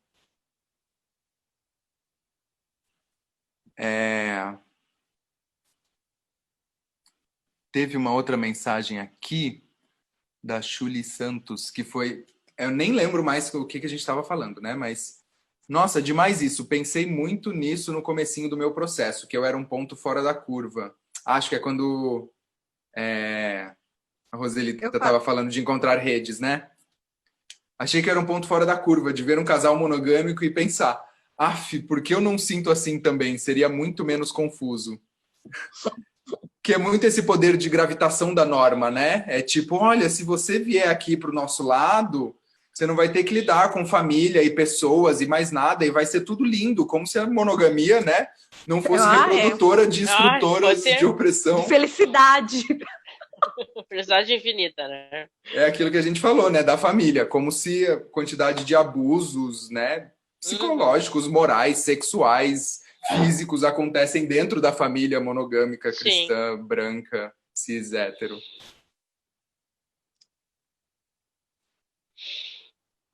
Mais alguma pergunta, Polly? Tô caçane. Tá caçando, porque a gente tá aqui sem... Se puder entrar no Instagram da rede, da Regina do Amar. Com essas pepinas ainda. Marcos, se você estiver ouvindo, participando da live, a gente vai ver se chegou algum comunicado, né? É verdade, se chegar o código, né? Da código nossa tentativa aí vai salvar a gente. Vai salvar a gente. Bom, faltaram umas perguntas de lá de trás das caixinhas que eu não fiz. Pode fazer. Aproveitar o tempo que temos, né? Pode fazer. Uma delas é mais nesse lado, nesse conceito teórico, né, dos formatos, que foi uma pessoa que perguntou em quais argumentos ou princípios, né, o conceito de relações livres se diferencia do conceito da anarquia relacional. Eu acho assim, o que a gente está próximo é a questão da não hierarquia, né? E eu acho que o que diferenciar, a gente está... anarquia relacional, se você vê o símbolo deles, é do pessoal anarquista, do anarquismo. Eu acho que vem nessa... A diferença é essa, né? Mas a gente está o quê? A luta contra a monogamia, a questão da não hierarquia. E eu acho que a diferença está mais que eles vêm como o pessoal da anarquia relacional vem da... Como é que diz? Do anarquismo, né? É tanto que o símbolo dele é o símbolo do anarquismo. Quer falar, Teca? Pode falar, Tequinha. Seria assim, assim, tô quietinha aqui, cansada. Que todo RLI, todo anarquista relacional pode ser RLI, né? Mas o RLI só pode ser anarquista relacional se for anarquista, né? Essa é mais uma observação que eu queria fazer. Eu acho interessante que a gente estava pesquisando e a gente viu no site do México, do Anarquia Relacional, eles colocam que nós somos semelhantes a eles, né? Porque essa questão da luta política, da não hierarquia, essa semelhança é o que são compatíveis conosco. Mas uma coisa interessante também, eu sigo, não sei se tu segues, Polly, o pessoal do Amor Libre, de Buenos Aires, viu? Amor Libre. Não sei se eu sigo, não. Deixa eu ver aqui. Mas tem o grupo Amor Libre de Buenos Aires, a gente segue, né? A gente já teve um contato. E eu acho que eles já estão daqui a pouco a transição deles, porque eles usam o termo amor livre, mas eu estou achando que eles já estão fazendo a transição para a anarquia relacional, né? Porque boa parte deles são anarquistas, eles se organizam em Buenos Aires, faz reuniões, cine debate, é como o RLI aqui em Porto Alegre, né? Uma militância. Perfeito, e eu gostei da resposta de vocês, porque era essa a impressão que eu tinha na minha cabeça, né? Mas como eu não tinha tanto contato, receber a resposta de vocês faz muito mais sentido, porque é isso, né? Existem as similaridades de não usar rótulos, né? Porque rótulos já denotam simbolismos hierárquicos nas cabeças das pessoas, não criar as hierarquias, não exclusividade, obviamente, e a pauta política, né? Que também é presente no RLI. né? Mas que não necessariamente tem essa... E a própria anarquia relacional, é isso, o movimento anarquista já debate essas questões há muito tempo, né? Mas se popularizou o conceito recentemente, depois que Andy Nordgren, que é uma pessoa não binária da Suécia, criou um manifesto para anarquia relacional, que é um manifesto muito legal, que, né, resume esses conceitos, mas que é isso, é um conceito que tem um envolvimento com um movimento político muito mais antigo, né? E isso que você falou do amor livre argentino eu acho ótimo, que eu estava conversando com a Marcela, que tem o Amores Plurais, ela falou, eu acho amor livre um nome tão fofo, assim. Eu falei, nossa, eu super te entendo. Pena que ele já está carregadíssimo, né, Antigo! De símbolos, histórias, e tem toda uma questão com o movimento dos anos 60 e 70, e Sim. ainda no imaginário das pessoas, uma liberdade sexual sem responsabilidade afetiva. Então eu falei para ela, amiga, é fofo, mas não dá, não tem como usar. E eu gosto muito de ver isso, né? De ver que aqui, né? No nosso cantinho de planeta, a gente tinha pessoas, né, construindo um conceito que está super em conformidade, em alinhamento com coisas que estão acontecendo. Então é isso, a gente não estamos loucas, não estamos sozinhas. Não estamos sozinhas, não. O planeta, olha, gente, não se tem várias literaturas, eu acho assim, o que a Polly falou, que a questão do domina bem o inglês, né? É bom a gente ter acesso, né, a várias literaturas para ampliar esse novo horizonte que a não monogamia, eu acho que o movimento só tende a crescer. Só tende a crescer. Até eu tive num debate recente com o Sérgio Lecha. O Sérgio Lecha fez um livro que é Abaixo da Família Monogâmica. E a gente já fez um estudo. Eu acho que eu te passei, né, Polly? Sim, maravilhoso esse livro. E ele disse, sabe por que ele fez aquele livro? Porque quando ele foi debater, fazer um curso de formação no MST, na Florestan Fernandes, aí eles querem um machismo tão grande, tão grande. Ele falou, não, eu vou ter que escrever um livro falando da família monogâmica. E aí trouxe essa contribuição para nós, né? Maravilhoso. Inclusive, recomendo a todo mundo. E agora eu estou lendo o livro, ele está em Berlim, eu estou lendo o livro que ele recomendou. Acho que eu te passei também o mito da dominação masculina. Muito interessante. Muito, muito, muito. Da Leonor, que é uma americana, né? Interessante. Esse eu não sei se você me passou, não tenho certeza. Mas vou procurar e se não passou, eu quero. Se não passar, manda que eu tenho ele, tá? A Dani falou, ai, gente, eu sou antiga, né? Se referindo ao termo amor livre.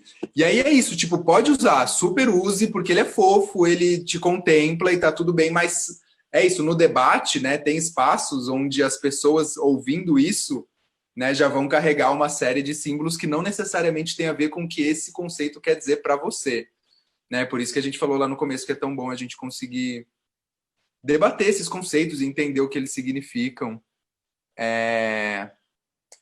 A Carol falou, percebo que a imagem que eu tinha da solidão era monstruosa e hoje tenho feito as pazes com ela. E que tem tudo a ver com pandemia, né? Com esse momento. Olha assim, eu falo para Carol, eu não estou sentindo, eu moro sozinha, né? E eu sempre, a questão da solidão para mim está em casa. Agora eu estou curtindo bastante, fazendo várias coisas, né? O tempo que eu estou tendo agora com a pandemia, né? Porque o isolamento social. Mas, assim, essa questão da...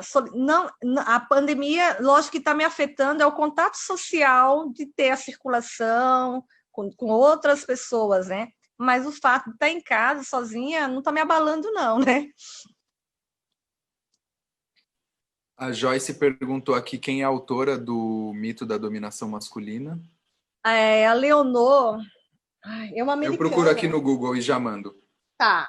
Enquanto isso, a Joyce também falou um negócio aqui que eu acho interessante compartilhar com vocês. Ela falou, R. tem, para mim, uma imagem mais vinculada a homens héteros de quando eu comecei a ter contato com o tema há muitos anos.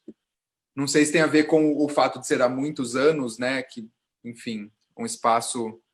Eu acho assim, o espaço da R. depende, porque muitas pessoas... aqui em Porto Alegre, a gente sempre foi assim dirigido pelas mulheres, né? E todas feministas, né? Então, espaço de construção.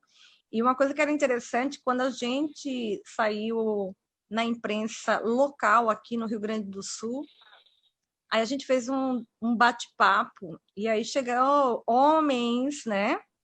E aí, quando viu que era um debate sério, caíram fora. Não achou que estava achando que ia chegar no lugar para aproveitar mulheres livres, né? Pessoas livres, não, caíram fora porque viu a seriedade e o nosso debate, né? Caíram fora. Então, a gente constrói esse ambiente para não ter o machismo aqui presente, né? Ainda mais falar, Acho que a qualificação do debate do RLI, né, afasta pessoas inapropriadas, na verdade, né? Afasta esse tipo de pessoa, esse tipo de ideia, né? E até mesmo das pessoas, boa parte das nós mulheres bis, do Relações Livres, né? Então era tanto que era nós, as protagonistas, e colocamos isso como protagonista, né? E eu como mulher RLI, eu vejo assim, eu não quero ser mais um corpo, né? Aí, mais um objeto para ser objetificada, né? Para o seu prazer, não. Eu escolho com quem eu quero ficar e dependendo das pessoas. Tem isso, lógico, que perpassa dentro da não monogamia, né? As relações do machismo, mas aqui a gente tem esse caráter muito, tanto que é muito debate de respeito e pluralidade. Como ela falou na mensagem há muitos anos atrás, eu imagino que é isso, né? É um momento onde qualquer debate não normativo estava dominado pelas pessoas que detêm o privilégio, né? E aí agora a gente começa a ocupar, e o Vinícius até falou, anarquia relacional abraça bem corpos subalternizados e pessoas não heterossexuais, né? A gente tem pessoas não só LGBTQIA+, mas tem a @não-monofoco, falando só sobre não monogamia a partir de questões de raça. Tem a Geni, @genipapos, né, Sim, temos a Geni. Que também fala muito, não só sobre monogamia, né, mas sobre o amor romântico e a cultura cristã. E então, assim, é legal, é importante a gente ver, e é o que você falou, eu sinto isso, quando a gente começa a qualificar o debate, as pessoas que estão aí para desvirtuar esse debate se afastam, né? E inclusive tentam afastar as pessoas desses conteúdos, né?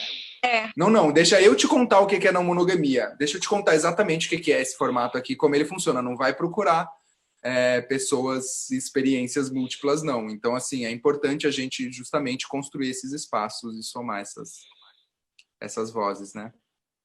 Exato. A Cacá falou, não conhecia o termo RLI, agora vejo que se encaixa ao meu parceiro. Se sente culpado por se envolver muito com várias pessoas sem querer exclusividade.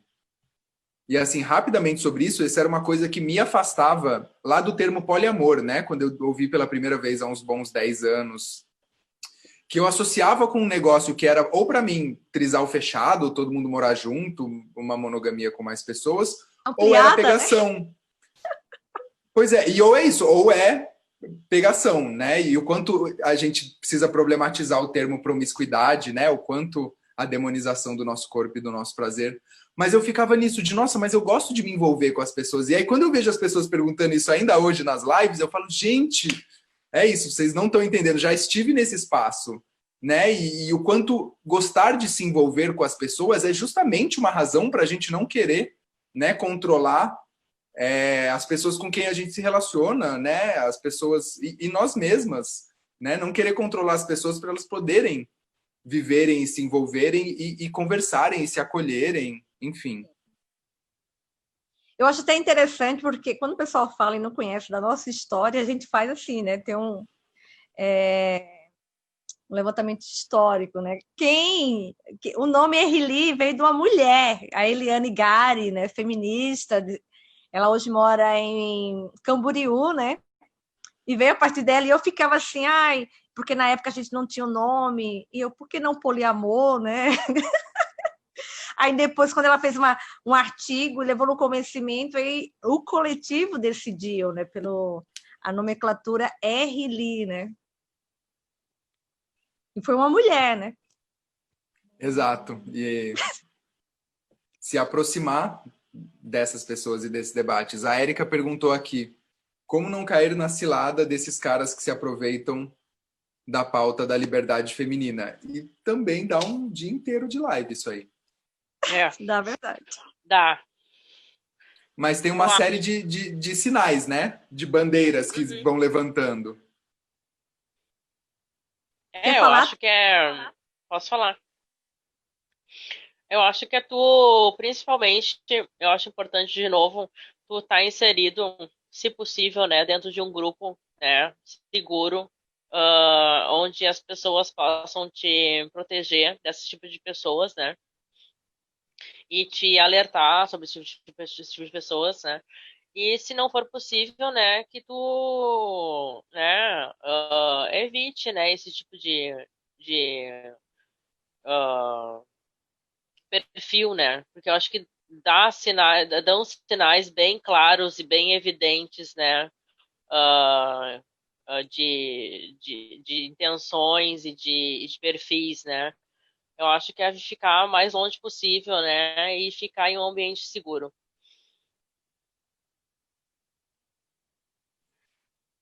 Fugir e ambiente seguro são boas soluções para os Tanto... menos de 5 minutos que a gente tem, né? Só falar assim, ó, a gente, Teca, lembra da festa que a gente fez? Sim. E a gente fez umas pulseirinhas, lembra? Fala. Isso! Pode comentar desse episódio, As pulseirinhas que tinham, era pan, bi, né, hétero, e daí chegou um rapaz que foi infiltrado na festa, e ele chegou e disse assim, eu quero uma pulseira de pessoa normal. Eu falei, moço, aqui não tem gente normal, não. Então não é o teu lugar. Né? Não é o seu lugar aqui. Não é o seu lugar aqui. Já cortei o rapaz na hora, né? Então, assim, eles já ficaram na festa isolados num canto, entende? Tu tem que saber neutralizar essas pessoas. Foram embora logo em seguida. Então, assim, tem que saber já olhar e já cortar de cara, não deixar render dentro do grupo esse tipo de pessoa. E tem alguns, é isso, né? Tem algumas questões e alguns comportamentos que são muito clássicos, né? Quando a gente estava falando, por exemplo, na live sobre homenagem, é o namorado que fala, oba, vamos fazer homenagem bi com outra mulher. Aí você fala, massa, vamos, e depois a gente faz com outro homem. Então aí, não, pensou, nem, né? Não. Então tem essas pequenas coisas que, assim, são muito básicas, mas que você já vê de longe, assim, que você fala, tá, beleza, então eu vou te mostrar o quanto isso aqui é um problema. Você quer olhar isso? Né? Não é que a pessoa não possa olhar isso, mas é que já denota uma coisa que você já vê de longe de onde vem, sabe? Mas eu amei essa ideia das pulseirinhas. Enfim, a gente tem mais 5 minutos. A Letícia mandou uma risadinha e falou, ainda não entendi a diferença entre relações livres e poliamor não hierárquico. E aí a minha grande resposta é, se você não entendeu a diferença, primeiro de tudo, não tem tanto problema assim. É mais importante a gente entender as dinâmicas do que os formatos. E tá, mas e se for assim, cai nesse formato, se for assado, cai nesse formato. Os rótulos são importantes para a gente aproximar as nossas experiências, né? Para a gente ver como as pessoas pensam. Mas mesmo dentro de relações com o formato RLI, as pessoas vão se configurar de formas diferentes. Sim, mas se vocês quiserem... conforme a circunstância, aí vai ter formatos diferentes.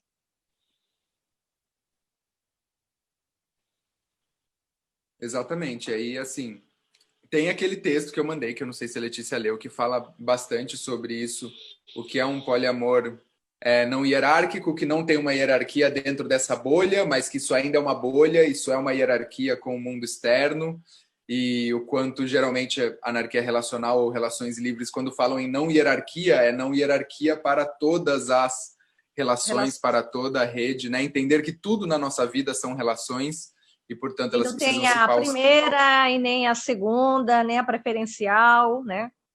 É isso. Exatamente. É,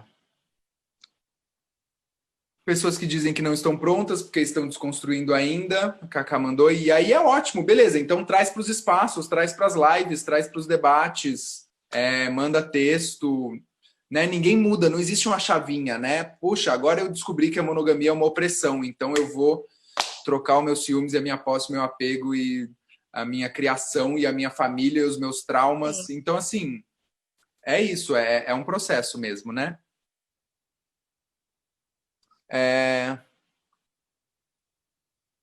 Eu acho que é isso. A Carol fechou com eu acho que o mais importante de tudo é a autonomia afetiva e sexual.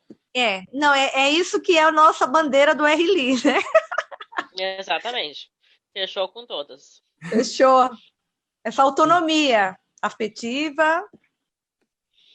Que se desdobre um monte de assuntos e que a gente já falou bastante por 2 horas. Eu agradeço demais vocês aqui. Passou Obrigada muito também, rápido. Poli. Eu também agradeço para todos que participaram, né? Gente, realmente, gratidão a todo mundo que está aí Gratidão no chat. também, Polly, pode marcar qualquer. Nós estamos aqui aproveitando essa pandemia para fazer esse debate que é necessário, né? É isso, e vamos ter mais. Sexta-feira tem o nosso encontro semanal do Zoom às 7. Tem também o encontro de vocês um pouquinho mais tarde para debater o livro. O livro, isso aí. Está aberto o convite. É só seguir a gente no Instagram, né? O Amar e Permanecer Livre, ou na página do Facebook, que também é Amar e Permanecer Livre. E algumas pessoas perguntaram da somaterapia. Super não vai dar, mas eu quero muito trazer uma live sobre tantra, terapias corporais, somaterapia. Eu fiz tantra aqui 4 anos. Olha, interessante, dá para te chamar para esse debate não, mas também. Eu não como não terapeuta, mas que sim, mas é importante trazer a experiência das pessoas. A experiência, também, né? sim, nossa.